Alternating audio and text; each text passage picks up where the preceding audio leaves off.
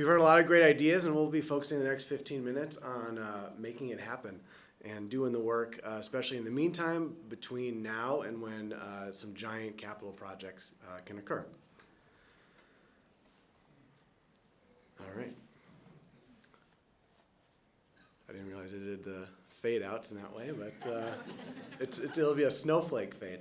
So we're the Musicant group. Our motto is we create places where people feel alive. We do that through an integrated service that acknowledges the need of every great place to have a good design, have good management and stewardship, and have useful and enjoyable events and activities happening there. And then figuring out what that right ecosystem is through a combination of user engagement, communications, and data collection and evaluation. And when everything's working well, you have a great place no matter what the season that is useful, meaningful, and continuously adaptable to what's going on. And so over the last 5 years, we've applied this methodology to spaces of a whole different range, which we'll investigate a few of them, from scales from huge office buildings down to front yards. And so our strategy of place before we dive into winter placemaking on a tactical level is that if people are having positive and useful experiences in a place, then they're obviously going to want to use it more. And then the more that you use it, people start then establishing habits and routines. And these habits and routines are the foundation upon which relationships are formed and be able to be based. If you're going to an area again and again and again, you're able not to just recognize somebody, but also finally get to know them, have conversations. It's also the thing that supports enterprise. If people are going back into a space on a daily or even a seasonal basis, that is something that businesses can rely upon, and that is what supports that commercial enterprise. So it's both community and commercial uses both benefit from establishing these everyday or regular habits and routines and forming that relationship. And those relationships are with people, but also with people to a physical place as well. I think we can all think of physical spaces that we feel like we are really connected to and have relationships with. And that is really the essence of value, both on the community and social side, but then also on the commercial side. If we think of the real estate adage of location, location, location, what does that really mean? It's that people want to be there, they feel connected to it, there's useful experiences there. And so that is really the essence of why placemaking is not only important for our social fabric, but also for establishing strong economies as well. Snowflake fade. So in creating winter places, a lot of this has already been covered, so I won't belabor it too far, but our constraints physically are that it's cold and it's dark. The constraints, can be easily overcome, which we'll look into. The harder ones are our cultural constraints of viewing cold as a bad thing, poorly maintained pedestrian ways for people. A willingness, I think, especially in Minnesota, to do fun things in the woods, but just totally give up on the urban experience. And then I think we do really good special events here, but focusing on that everyday experience is not quite as strong. And then some of the opportunities, because constraints allow for creativity, is to contrast that cold and that dark with warmth and light, and then really reframing what it means for there to be colder temperatures, and that's not associating that with bad things. Reprioritizing that human experience, celebrating all that we can do in the winter in the city, and then really focusing on that everyday aspect on those habits and routines. And then before I jump into some of our case studies about how we've done this in action, there's a couple other things that in hearing the presentations I also wanted to highlight in getting out of the meaning of these pilots, which is one, that every space can and should be a social space. It's not just for parks and plazas and areas of congregation. It can be and should be bus stops, as we'll see, strip malls, really sort of what we now view as inhospitable spaces can and should be social spaces. Two, following a process over a product. We've seen a lot of really amazing, inspiring spaces already today, but we should really look at the process that led to these spaces being successful rather than copying just the end product in of themselves. And then on a related note, it's really about the relationship between the elements that makes a great place rather than just focusing on the elements themselves. It's how the ice rink relates to the warming house, which relates to the buildings, which relate to the people and the events that happen there, that really creates that experience in that place, rather than just the pure fact that those elements are there. I think we've all been in places that have a lot of right ingredients, but they maybe weren't applied and cooked in the right way to make them all really create those adjacent values and synergies. Yeah, and with that, we'll snowflake fade into our first thing. Oh, here, well, one more set of guidance. Things that we've also learned through doing these winter experiences is that people want to be warm, and people get cold when they're bored. Being warm is sort of a state of mind, and so if people are really engaged and they're having a fun time, no matter what the temperature is, they're going to stay warm. The moment they get bored, they're going to get really cold and they're going to leave. They need to be nourished, and you have food. People want to still be physically active outside. People enjoy intergenerational connections, so that 8 to 80 thing, socializing, they like making things, being creative, and that people oftentimes buy things to memorialize an experience as much as they are buying things because they actually need it. So by having merchandising next to fun experiences, you create, people want to associate that emotion with a physical thing that they can take with them. So the first project that we worked on, which was in collaboration with Yasna Hadze, who's now at the state DOT, was a few years ago with Colleen Carey and her Cornerstone group in Richfield. It was a vacant 10-acre site on Lyndale and 60th, which is now being redeveloped over a series of years into Lyndale Gardens. And they really wanted to kickstart that redevelopment by doing a winter market in a vacant parking lot with no on-site electricity, power, utilities, or amenities of any kind. And so with that, we wanted to make sure that we created as many interactive types of things for people to do. And so we created dynamic edges, which are important because we experience things along an edge, and then lots of centers of activity within those edges. So an edge of about 25 vendors, and then at the end of that line was fire. You could make s'mores with food trucks. There were sing-alongs, s'more making, fire performers, elves that gave advice for a nickel. And I think what one thing was really, there was one story that really stood out for me here, which I had some friends that came, and they told me that, they came, they immediately visited the vendors, they didn't buy anything, but there was a fire to keep them warm, and there's some food to eat, so they hung around for a little bit. And then they went back to the vendor stalls again. They still didn't buy anything, but they just did a lap. But then there was still more stuff to do, and there was like a new round of entertainment. They maybe bought some food from the food truck. They sat around the fire, listened to some music, and then one of them was like, we saw that pottery vendor like twice as we passed by, and it was like, I kind of really liked one of those things. And it was the third time they went back and actually bought something. So the longer that somebody's in a space, the more likely, the higher likelihood they are to build a relationship and to buy stuff. So really focusing on that entire experience and not just the sort of like the gee whiz wow moment, but then what is left to sort of hold somebody in that space and keep them there longer.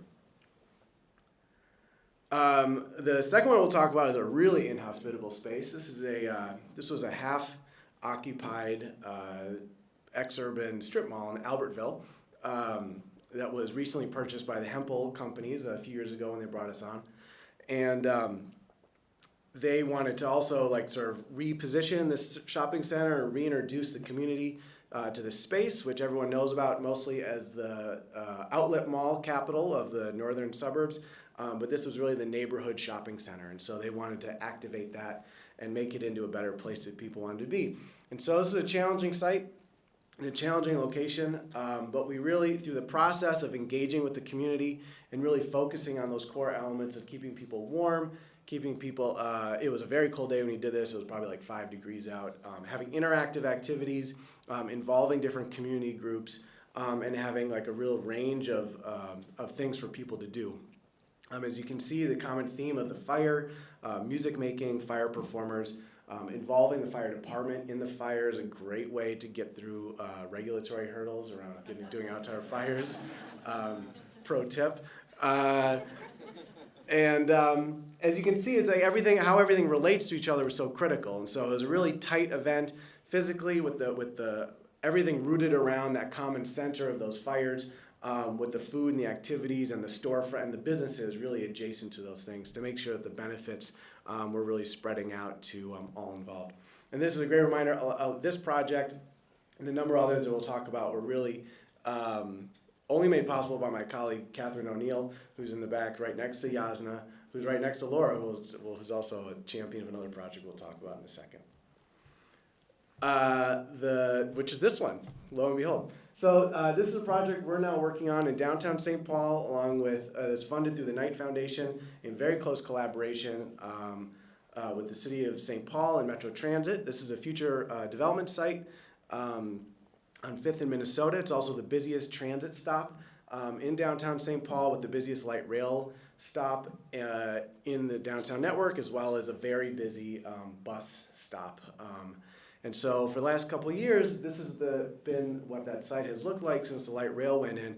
And so while it's very busy for transit, there's not really no other reason to be in that space. And so while the development process is underway, and we're waiting for that to happen, as all the different pieces, complicated pieces, are coming together, we're doing a year-long, hopefully maybe more, activation of this space to make it into a place that is really pleasant and an enjoyable place for the transit riders, the office workers, visitors of St. Paul, residents, and really filling that vacuum. But what do you do in a space like this? It's so big and has a wide array of users that people did not believe could all enjoy the space at the same time.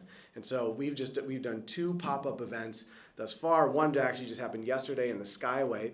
It was a Valentine's Day event, which was very successful. But this one was on a winter solstice.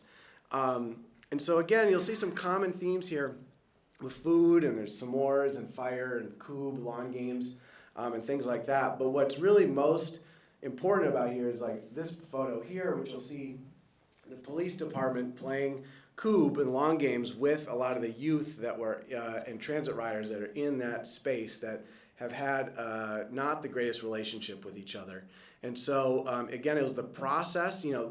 Certainly you're seeing these common elements, but the process of organizing this event to bringing all these parties together and really demonstrating that everybody can enjoy, and obviously does enjoy, fire and s'mores and playing games and live music, and that we can all share a space together, and even a space that's as massive and as sort of empty as Central Station is at this moment can be activated in the wintertime with relatively few resources, as long as people are coming together and you've got the sort of the go-ahead to make things happen. Transitioning that is into a larger project, which is looking at our indoor spaces. We have a lot of indoor spaces in the Twin Cities, our atriums, skyways, et cetera. And we can and should be looking at these spaces as places that are public spaces, that we can congregate and that we sort of treat as public spaces, parks, plazas, et cetera. And so this is at the base of the largest office building in the state.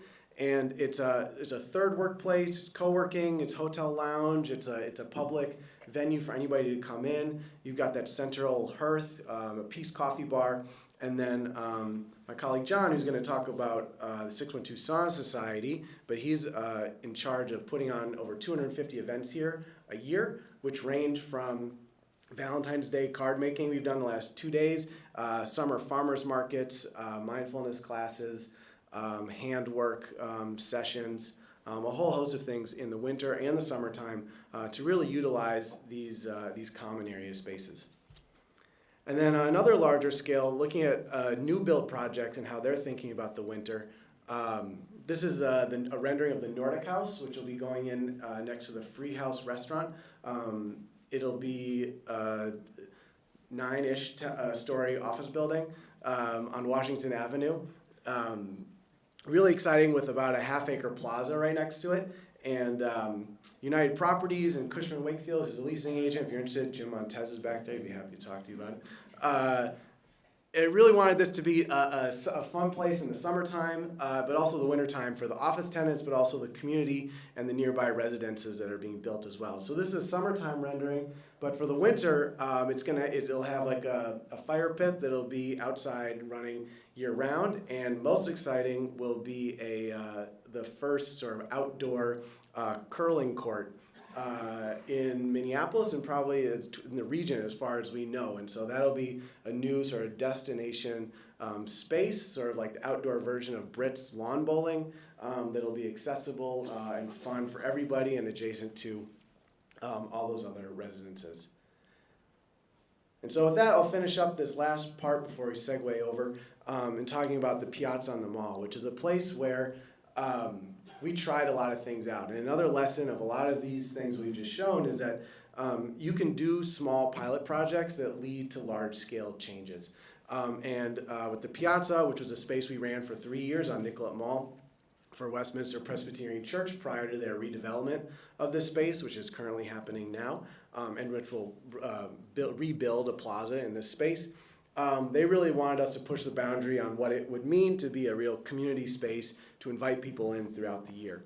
And so using a lot of fun tactics and again, not a lot of money, but intention and elbow grease, we were able to do a lot of innovative stuff. So this was a snow maze that we built in 2013. I would get out there with a snow blower every time it would snow and just do it. And again, if you're talking about snow removal, there's a way to do it, mindlessly, or there's a way to do it creatively and intentionally. And so this, through not a lot of extra work, you can just, ta-da, you've got a snow maze. And so it'd be a fun place to bring kids and run around in there, etc. We partnered with a nearby yoga studio to create Snowga, which is snow yoga, which benefited the American Heart Association every year. It was a 3-year initiative. We worked with the church to start creating new habits, routines, and traditions for them, which they started having winter caroling outside. They had been very internal in everything they did, and this really allowed them to come out to the community and really engage in the city around them. You can see me roasting chestnuts as part of the event for the people there. And then another one we did was the Hot House event, where we built the first trial for our outdoor curling club, or our outdoor curling court, and we brought down an Olympic medal-winning curler from Duluth to give lessons. It was through this pilot project experiment that gave us the idea and the knowledge to really inform that Nordic House more permanent fixture. So great lesson there. Indoor movies and tents, outdoor music, fire performers again. And then the very last thing we did in that space was we took what we knew about the success of fire and how much people loved it, and found the 612 Sauna Society and met John and his colleagues, and was the very first sponsor of the Little Box Sauna and the 612 Sauna Society in their residency in December of 2015. And then John will now talk about the process and the journey of the 612 Sauna Society and where it is today after this first kickoff. Thanks, Max. Yeah, when before Little Box and our first public residency here, I was hosting sauna for 2 years in my backyard, or in other people's backyards rather. I built a mobile sauna called the Firehouse, and just started inviting friends over. Friends started bringing friends. Pretty soon I was hosting sauna almost every night of the week. Hosted over, I think, 2,000 people by the end of this season. Max mentioned now I'm at Capella, and the coffee shop that he pointed out there is also my office, so people are often walking by, and I have hosted many thousands of people in sauna, and it's not uncommon for people to walk by and say, "Hey, JP, I didn't recognize you. You're wearing clothes." And of course, it's a public space, and often my colleagues and bosses are there. No, it's not really what it sounds like. So yeah, context is everything. But we do have a very special context for sauna and for the project that I've been leading for the last 2 years. In the context of sauna, more broadly, sweat bathing, many cultures, the Finns have sauna, the Russians have banya, Japanese have onsen, the Turks have the hammam, in Mexico, the temazcal, of course, the Native American sweat lodge. So the ritual, the practice of getting together and enjoying warmth in the winter is not exclusive to this area, but very special here. Our Finnish heritage the Finns that settled around the North Shore. Brought sauna to North America. This is one of the first places where people really started to enjoy the tradition in North America. So it's very special tradition for a lot of us who've grew up with it at cabins or at the summer camps, and yet in the city where it's really, in my opinion, needed most, where we're really disconnected and spend a lot of time on screens. It's hard to find a really good sauna. So Max came to one of my gatherings and helped me get the project out of my backyard and into public spaces. And really, to my surprise, it really just continued to be the really special. It really continued to resonate with just the kind of the specialness that kept me doing it night after night in my own backyard just for fun. And it's continued to grow. The 612 Sauna Society started as just a Facebook group. I got sick of answering text messages before saunas, and I just created a Facebook page and say, this many spots, you guys figure it out. And now it's the most active online sauna community in the world. And we wanted to keep going with the project. We couldn't get access to a little box this year, so we decided to build our own. Which we did with a Kickstarter in October. We raised $32,000 and built an excellent wood-fired mobile sauna in 2 months with over 50 volunteers. And we just launched the project over at Surly Brewery, where we're now fulfilling we sold reservations through the Kickstarter, and now we're fulfilling those reservations at Surly. Every night's been full. We have a team of 4 volunteers every night who's hosting, so I'm not the only one now hosting the sauna. And we're going to be rolling all of this into a co-op that we'll be launching next month through a program at the American Swedish Institute, where we'll be talking about, there's a fashion exhibit on the Nordic identity, and we're also going to be talking about the cooperative mentality as central to the Nordic identity. So we're very happy to be a part of that. 1 minute, we did it. So just a few pictures here of the experience of sauna, or sauna, is one of coming together. One of the really special aspects of this project has been from the very beginning that it's provided people a chance to get together, not just for sauna, but in just making the project happen. So we're creating a co-op just because it's kind of what already is there. People have come together to make it possible, so now people will be able to come together to keep it going. Those who want to, it'll work similarly to the co-op in the Northeast. If you don't have room to build a climbing wall in your backyard, you become a member to make that resource available. Same thing with sauna. A lot of people don't have access to a very good wood-fired sauna, so they now will be able to. So people are coming together and enjoying heat in the wintertime. And one thing I wanted to bring into this conversation is the unique opportunity of the physiology of winter, of doing things like getting active in winter, how it activates your thermoregulatory system. And our motto at the Musicant group is making places where people feel alive. And there's a real physiology to that when you give your body a chance to bring its temperature into its equilibrium. You're activating your blood flow, you're activating just a whole set of neurological processes that really do make you feel alive. There's a reason that sauna has been around for over 1,000 years, and it's because it feels good and it enables us to really feel more alive in wintertime. And a lot of the projects, coming together and doing fun things in winter, we really need this, like on a physiological level. Once you experience access to sauna and just how good it feels to feel fully awake, fully active, not cold in the wintertime, it's really hard to live without it. So that's our goal. That's our goal, and we're doing it by just providing the experience for people, and those that want to be a part of it can keep coming back. And I'm going to pass it back off to Max here. All right, and then just in close, here's some tips and tricks we have. The first 4 are we said at length.